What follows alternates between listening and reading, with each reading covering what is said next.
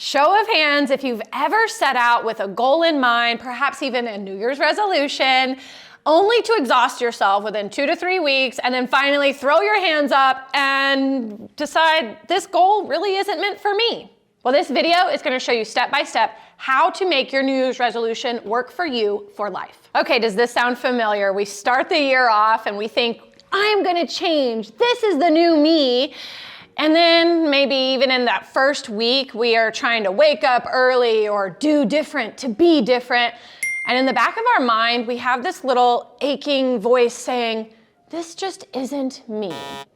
Does that sound familiar? Because I know for me, in my 16 years of trying dry January, I'm gonna cut back for good this year, nothing ever really stuck, nothing ever really felt any different. And that's why I wanna introduce this topic for 2023, moving forward with self-control and avoiding self-sabotage, and that is your perception of you, what's known as your self-image.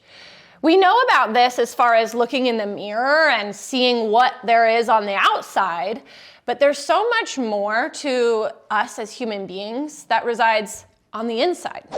That's actually what makes us human beings as opposed to your dog or cat, is that we have an inner world. And when it comes to personal development and actually changing your life and your habits for the long haul, you have to shift your perception of yourself. So for me, I could never move past my addictive, dangerous drinking patterns because I saw myself as diseased. I saw myself as damaged. I saw myself as a failure who every time they set out on new endeavors would always come back to failure.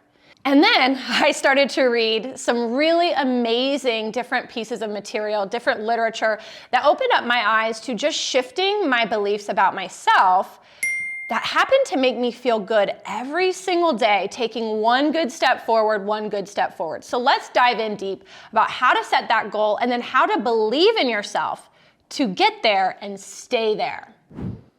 One of the big areas that I really loved opening my mind to was the power of belief. Now, you can go back in philosophy to literature dating back 6,000 plus years ago and see how powerful belief is. And then all the way up to modern medicine and our current society, all types of literature that even point out that belief can become our placebo. It will have a placebo effect on our personal development and our success. So learning this area of literature and philosophy had me thinking about myself differently. It opened my eyes to the fact that even though in the past I thought about new ideas, I thought about new habits and how that would change my life, on a subconscious level, I did not believe I was capable of that. Every time I thought, hey, wouldn't it be nice not to screw up today? In the back of my mind, I was thinking, well, what am I gonna do when I screw up? Let me form my plan B, plan C, plan D. That way I had that cushion so that even if I tried my best, I was kind of giving myself an out not to really go full throttle. A really big issue that I find with my clients or just people that I talk to about setting goals and especially New Year's resolutions is that we wish and think positively on one hand, but on the other, we believe and we expect negative on the other hand. So when we're setting out with our new goals, we have to get aligned with what do I believe I'm capable of? And this is gonna open up a lot of doors to perhaps some self-beliefs that you weren't really aware of. Things like you might believe that you could never lose weight because you're unathletic. Is it true that you're unathletic, or is it just that you haven't tried? Just that you haven't practiced? Now, other people might set out a goal like, I want to quit smoking, but they still see themselves as a smoker. They still believe in the value of their smoking circles and the relationships that they make when they smoke. So while they're wishing that they could quit smoking, on a subconscious level, they believe that it's actually their self-image to be a smoker. Now, we're gonna get to this in another video when we talk about psycho-cybernetics, and that is the power of who you believe you are, because you will never outwork who you do believe you are. So when we're coming down to setting New Year's resolutions, don't set something so extreme that you don't believe that you are the type of person to get there. Maybe draw your resolution back to doing something a little simpler. If you believe that you are truly a smoker and that you're always going to be a smoker, maybe focus on cutting back a little bit.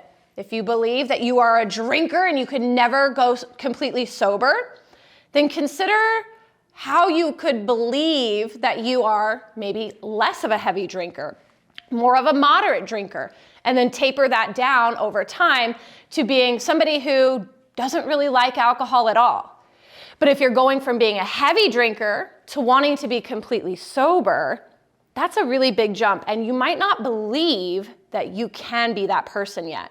So find the goals that you can set as the middle ground to boost your confidence and have you believing eventually that you can be that non-drinker, that non-smoker, that athletic, fit, healthy individual. So here's an activity that can help you unveil a lot of your personal beliefs so that you can then kind of reverse engineer a resolution that's going to work for you. The Buddhists believe that any phrase or word that you put after I am will manifest in your behavior and the way you feel in your body. So if you say, I am energetic, they believe that you're going to empower that. You are going to embody that. But if you believe, I am diseased, I am damaged, I am powerless, you're going to embody that as well. So here's the little exercise to really get in line with how you can believe in yourself. Start a sheet of paper and number it 1 through 20. 1 through 20 start I am statements. At first, they're going to be pretty broad. I am a human being. I am a male. I am a female.